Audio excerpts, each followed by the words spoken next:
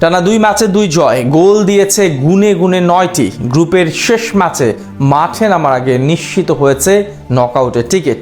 ইকুয়েডরের বিপক্ষে ম্যাচটা তাই জার্মানির জন্য ছিল শুধুই আনুষ্ঠানিকতার। যদিও লাতিন পরাশক্তি ইকুয়েডরের জন্য ম্যাচটি ছিল টুর্নামেন্টে টিকে থাকার। এমন ম্যাচে লড়াইটাও হয়েছে হাড্ডাহাড্ডি, ছেড়ে কথা বলেনি কেউ। গ্রুপ ই এর হাড্ডাহাড্ডি এই লড়াই শেষে তবে কারা উঠল নকআউটে, কাদেরই বা বিদায় নিশ্চিত হলো, সেটাই জানবো রিপোর্ট। 4 বারের বিশ্ব চ্যাম্পিয়ন, চলতি বিশ্বকাপের প্রথম 2 ম্যাচেই গোল দিয়েছে 9টি। কাগজে কলমের হিসেবে ইকুয়েডরের চেয়ে যোজন দূরত্ব এগিয়ে জার্মানি। তবে মাঠের খেলায় ইকুয়েডর কতটা শক্তিশালী তার প্রমাণ মিলল আবারও। নিউ ইয়র্কে গ্রুপ পর্বের শেষ ম্যাচ জিতে তবেই নকআউট পর্ব নিশ্চিত করলো লাতিন আমেরিকার এই পরাশক্তি। ইউরোপের জায়ান্ট জার্মানিকে হারালো 2-1 গোলে, আর তাতে করে এই গ্রুপ থেকে টেবিলের 3 নম্বর পজিশন নিয়ে রাউন্ড অফ 32-তে উঠল ইকুয়েডর। এদিকে ম্যাচ হারলেও হেড টু হেডে এগিয়ে থেকে গ্রুপ চ্যাম্পিয়ন হিসেবে রাউন্ড অফ 32-তে গেল নাগলসম্যানের দল।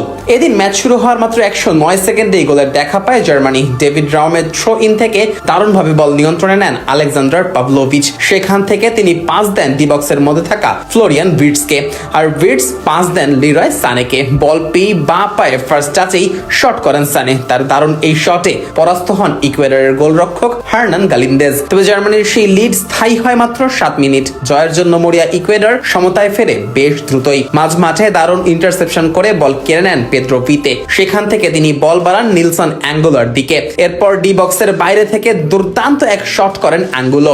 তার সেই শট ঠেকানোর কোনো সুযোগই পাননি জার্মান গোলরক্ষক ম্যানুয়েল নয়ার। এরপর কাই হ্যাভার্টস ও জামাল মুসিয়ালা মিলে কিছু সুযোগ তৈরি করেছেন ঠিকই, তবে ইকুয়েডরের গোলরক্ষককে আর পরাস্ত করতে পারেননি। ফলে 1-1 সমতা নিয়েই বিরতিতে যেতে হয় দু দলকে। বিরতির পর এসে শুরুতেই পেনাল্টি আদায় করে নেয় জার্মানি। ডি বক্সের মধ্যে ফাউলের শিকার হন হ্যাভার্টস। রেফারি সাথে সাথে বাঁশি বাজান পেনাল্টির। তবে ভিএআর এ বাতিল হয় সেই সিদ্ধান্ত, কেননা আক্রমণ গড়ে ওঠার সময় ফাউল করা হয় পেদ্রো ভিতেকে। ফলে পেনাল্টির সিদ্ধান্ত বাতিল করা হয়। এরপর জার্মানি রক্ষণ দুর্গে একের পর এক আক্রমণ সারাতে থাকে ইকুয়েডর, কিন্তু কিছুতেই যেন গোলের দেখা পাচ্ছিল না লাতিন এই পরাশক্তি। ভ্যালেন্সিয়ার দারুণ একটি ডিপিং শট দুর্দান্ত দক্ষতায় ঠেকিয়ে দেন নয়ার। ডিফেন্সের জোনাথন তাহ ও নয়ারের ভুল বোঝাবুঝিতে ইকুয়েডরকে আবারও সুযোগ করে দেয় জার্মানি। তবে গনজালো প্লাতা শট বাইরে মারলে গোল বঞ্চিত হয় ইকুয়েডর। যদিও ম্যাচের 78 মিনিটে আগের সেই ভুলের প্রায়শ্চিত্ত করেন প্লাতা। পেদ্রো ভিতের কর্নার থেকে সুযোগ তৈরি হলে নয়ারের ঠিক হাতের সামনে থেকে বল জালে জড়ান এই তারকা, আর সেই গোলেই 2-1 ব্যবধানে এগিয়ে যায় ইকুয়েডর। বাকি সময়টা জার্মানির আক্রমণ আটকে রাখে লাতিন এই পরাশক্তি।